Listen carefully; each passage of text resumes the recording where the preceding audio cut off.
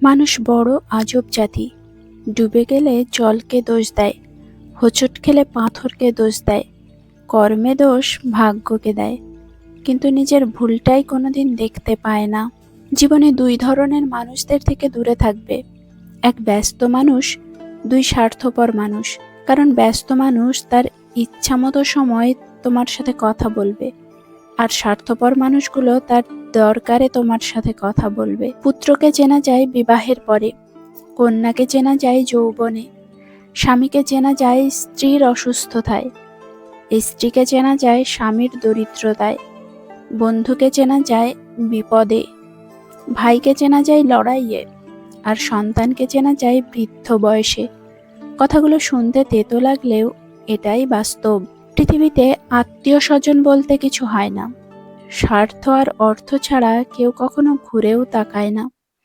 তাই একটা কথা মনে রাখবে, আপনার চেয়ে পর ভালো, পরের চেয়ে ভালো জঙ্গল। আত্মীয় স্বজন হলো বহুরূপী, তাদের থেকে দূরে থাকাই মঙ্গল। পৃথিবীতে ভালোবাসা বলতে কিছু নেই, সবকিছু স্বার্থের কারবার। জীবনে কত কিছু অর্জন করে কত কিছু হারাই, কিন্তু আসল প্রশ্নটা হলো আমাদের এই পরিশ্রমের মূল্য কোথায়। আমরা যতটা পরিশ্রম করি, যতটা ত্যাগ করি, কিন্তু শেষ পর্যন্ত কি আমাদের সম্পর্কগুলো, আমাদের ভালোবাসার সবকিছু কি সত্যি ছিল, না শুধু একা, না স্বার্থের খেলা?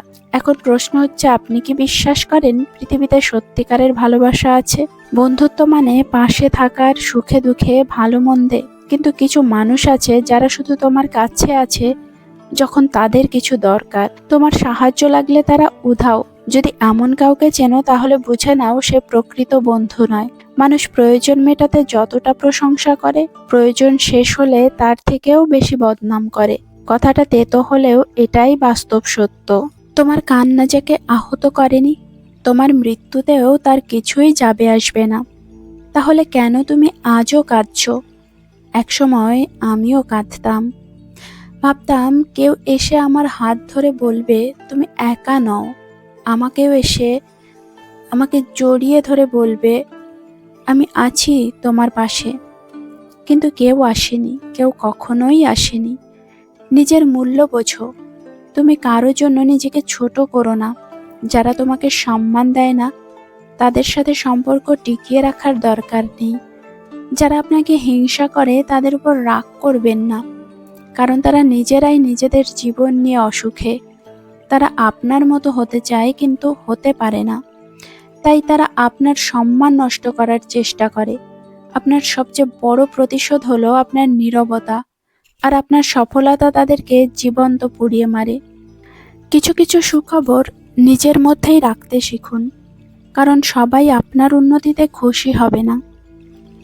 স্বার্থপর মানুষের মনে অতীতের কোনো স্মৃতি থাকে না, থাকে শুধু বর্তমানের সুযোগ আর ভবিষ্যতের লাভের হিসাব। অন্যের জীবনে নাক গলানো বন্ধ করুন, নিজের জীবনে শান্তি পাবেন। আগে মানুষ ছিল অশিক্ষিত, কিন্তু পরিবারগুলো ছিল যৌথ। আজ মানুষ শিক্ষিত, কিন্তু পরিবারগুলো খণ্ডিত। শুধু অ্যালার্জি থাকলেই চুলকায় না, অন্যের ভালো দেখলেও কিছু মানুষের চুলকায়। দুনিয়ার সবচেয়ে কঠিন কাজ হলো নিজেকে সংশোধন করা, আর সবচেয়ে সহজ কাজ হলো অন্যের দোষ ধরা। পুরুষের উচ্চ আওয়াজ নারীকে চুপ করিয়ে দেয়, কিন্তু নারীর নীরবতা পুরুষের শক্ত ভিত কাঁপিয়ে দেয়। শূন্যতা কারো জীবন নষ্ট করে না, মানুষের জীবন নষ্ট করে ভুল মানুষের পূর্ণতা। যখন বন্যা আসে, তখন মাছ পিঁপড়া খায়, আর যখন জল শুকিয়ে যায়, তখন পিঁপড়া মাছ খায়। সময় ও সুযোগ একদিন সবার কাছে আসে, শুধু ধৈর্য রাখতে জানতে হয়। আর কেউ বাঁশ দিলে ভেঙে পড়বেন না, বরং সেটাকে সিঁড়ি বানিয়ে উপরে উঠুন। নিজের উন্নতিতে এতটা মনোযোগ দাও যে কে তোমার নামে কি বলছে, কে তোমার পেছনে কি করছে, সেটা দেখার সময় পর্যন্ত যেন তুমি না পাও। নিজের লক্ষ্য, নিজের স্বপ্ন, নিজের দক্ষতাগুলোই তোমার আসল শক্তি। অন্যের মন্তব্য করা বা সমালোচনা তোমার মূল্যায়ন করবে না। প্রতিদিন এক ছোট্ট পদক্ষেপ, কারণ ধীরে ধীরে কিন্তু নিশ্চিতভাবে সফলতা আসবে।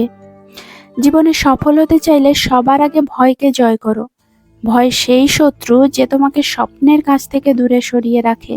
ভিডিওটি ভালো লাগলে অবশ্যই লাইক, কমেন্ট ও শেয়ার করবেন। আর আপনি চ্যানেলে নতুন হলে চ্যানেলটি সাবস্ক্রাইব করে পাশে থাকার অনুরোধ রইল। ধন্যবাদ।